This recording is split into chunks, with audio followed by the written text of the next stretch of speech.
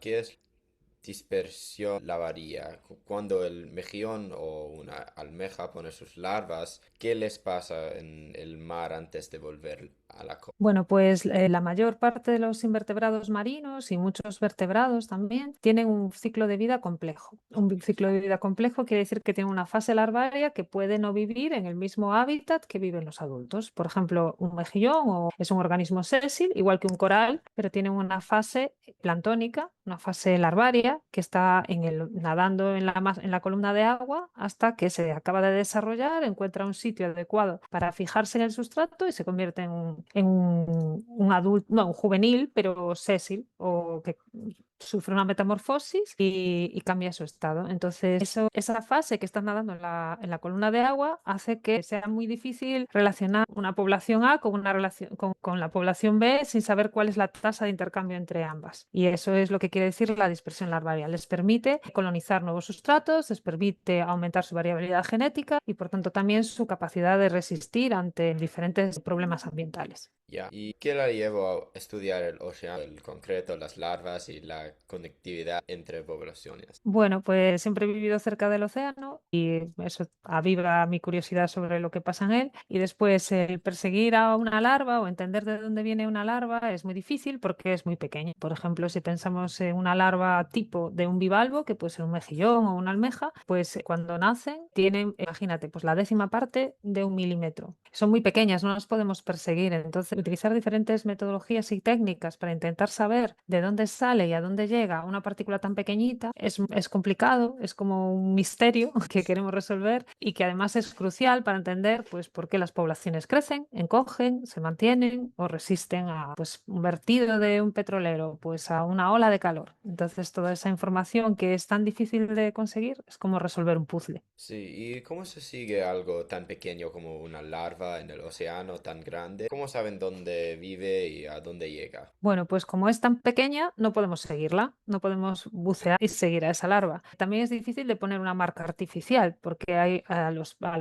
peces que son más grandes, se usan a veces marcas, como pequeñas marcas de plástico, que nos permiten pues marcar a muchos individuos y esperar a recapturarlos para saber dónde estaban. Incluso hay marcas que son acústicas. Entonces se emiten una señal para individuos más grandes y cada vez que pasan por cerca de un micrófono receptor, captura esa señal y nos dice qué pasó por allí. Pero una larva es tan pequeña que tenemos que usar marcas naturales, marcas que marquen a todos los individuos. Un marcador natural, por ejemplo, son los marcadores moleculares, pues son como quien dice, pues nuestro ADN tiene una marca de dónde venimos, de nuestro parentesco y de cómo están estructuradas las poblaciones y cómo se han estado relacionando a lo largo del tiempo. Y eso nos puede ayudar a entender de dónde viene y a dónde ha llegado. Otra marca que utilizamos, por ejemplo, que se utiliza mucho con bivalvos y también con peces, son estructuras calcáreas que tengan los individuos desde que nacen hasta que se mueren. Pues en el caso de los bivalvos,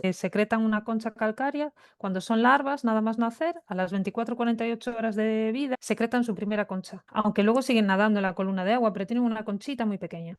Y esa concha la mantienen durante toda su vida. Entonces, si tú buscas la primera concha que tuvieron, puedes analizar la composición de esa concha. Como la generaron en el sitio donde nacieron, utilizaron las características del agua de ese sitio. Entonces, si tú sabes, por ejemplo, que en donde tú vives la columna de agua tiene mucho zinc, sabes que las conchas que tengan mucho zinc, que encuentras después en otro sitio, probablemente vengan de esa zona. Esa es otra forma. Eso también se utiliza con los peces que tienen un huesito calcáreo, que son los otólitos, en el oído, que lo utilizan para orientarse y que secretan continuamente calcio, anillos de carbonato cálcico. Y también en la composición de ese carbonato cálcico te permite saber dónde lo han generado. Por ejemplo, muchos peces que nacen en los ríos y luego migran al mar tienen una marca muy clara en sus otólitos, en esa estructura calcárea, que es en bario, tiene una concentración de bario muy diferente de cuando están en agua dulce a cuando pasan al agua salada. Entonces puedes saber en qué momento han migrado y han ido de agua dulce a agua salada. Y por eso también los puedes seguir por la concentración de diferentes elementos en estas estructuras. Sí. ¿Y qué es la conectividad entre poblaciones marinas y por qué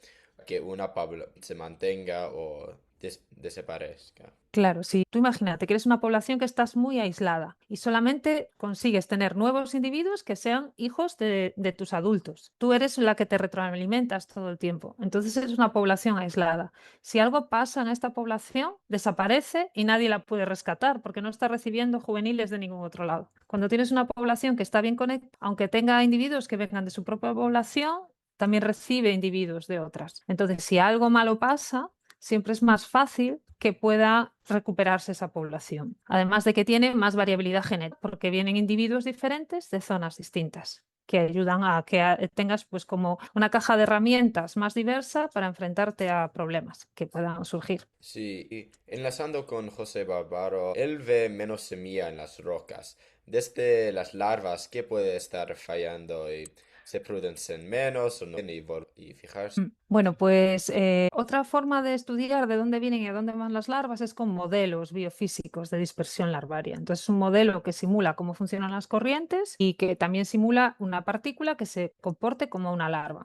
Entonces, que crezca como una larva, que nade como una larva. Entonces, esos modelos que también hemos estado empleando con unos colegas, pues nos indican que influye mucho el viento en nuestra región. El viento es uno de los principales motores, de los principales motores de las corrientes en nuestra área, y entonces si sopla mucho viento del norte, tiende a lavar los estuarios y las rías y llevar las larvas hacia mar abierto. Entonces se pierden más. Cuando sopla más viento del sur, tiende a apilar el agua contra la costa. Y entonces hay como más larvas que se quedan cerca de las rocas y tenemos más semilla en mejillón. ¿Y qué es lo que la gente entiende mal sobre las larvas de opción marina o cómo se repuebla la costa? Bueno, muchas veces no consideran las larvas porque no las ven y luego muchas veces se gestionan las poblaciones como si fueran independientes porque muchas veces pues estás separado por administraciones o por pescadores que están asociados en asociaciones y cada uno quiere gestionar su población y no tienen en cuenta que las poblaciones están relacionadas unas con otras. Entonces que hay que gestionarlas todas en conjunto porque a lo mejor tu población no es capaz de retener ninguna de sus larvas aquí y todas las lanza a otro sitio. Entonces, y ella recibe de otro lugar. Entonces tú solo cuidas aquí, pero si alguien deja de cuidar su población en otro sitio, que es la que realmente está mandando juveniles para ti, desaparece. Entonces es como todo está conectado y hay que tenerlo en cuenta para poder gestionarlo adecuadamente. Sí, y con el cambio climático y el afloramiento cambiando, ¿hacia dónde va su campo en los como próximos de años? Pues ahí suceden dos cosas con el cambio climático. Una, que se cambian los regímenes de vientos, que al final es como si fuera una autopista con dos carriles. Entonces, según cómo sople el viento, tenemos el carril de la capa superficial que va en una dirección y la del fondo que va en el otro, o al revés. Si cambia el régimen de vientos, esa autopista cambia de dirección. Entonces, las larvas van a un sitio o van a otro. Y por otro lado, la temperatura hace que los adultos suelten sus gametos al agua en diferente momento. Entonces, el timing también es muy importante porque dependiendo del momento en que lo hagan, te encuentras la corriente yendo en un sentido o en el otro. Y entonces es como una doble componente para lo que se refiere a la dispersión larvaria. El momento en que se sueltan y cómo esas corrientes se alteran también. Sí, ¿y qué deberían hacer ahora los estudiantes que querían decir dedicarse a la biológica o la ecología marina? Yo creo que lo principal, si te quieres dedicar a esto, es tener mucha curiosidad, ir al campo e intentar tú entender o hacerte preguntas e intentar resolverlas y ver cambios en tu propia, en las zonas que conoces, ir mucho al campo e intentar reconocer cambios, intentar relacionarlos, pues no tienen que ser cambios relacionados con el cambio climático que igual no es capaz de ver, pero cambios estacionales, cambio en cómo se relacionan los individuos unos con otros y plantearte preguntas que luego puedas querer seguir desarrollando durante tu carrera. Sí, y del 1 al 5, ¿cómo de urgente es lo que está en juego con la conectividad de las poblaciones marinas y qué pasa si esperemos o hacemos nada? Bueno, yo creo que es muy urgente empezar a tener en cuenta el cambio climático en serio, porque lo estamos notando cada vez más nosotros mismos, ¿no? Ya no es solamente un tema de que cada vez pues haya menos pescado en el mar o que veamos que hay poblaciones que disminuyen o extinciones, más especies invasoras, es que nosotros mismos estamos sufriendo olas de calor extremo, incendios que nunca hemos visto, tormentas y lluvias torrenciales cada vez más frecuentes. Entonces,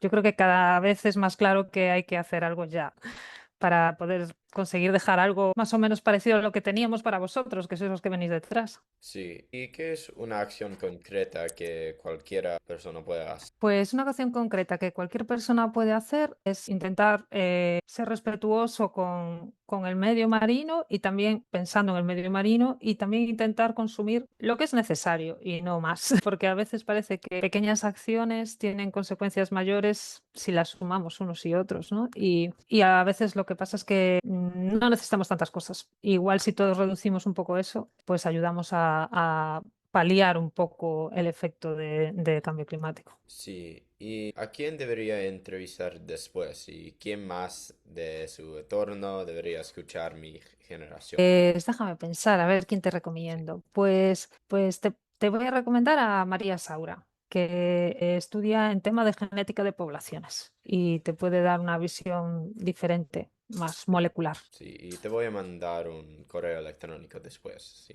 si quieres. Vale, perfecto. Ya, la última pregunta. En una sola frase, si alguien recuerda solo una cosa de la entrevista, ¿cuál debería ser? Lo más pequeño que te puedas imaginar lo conecta todo.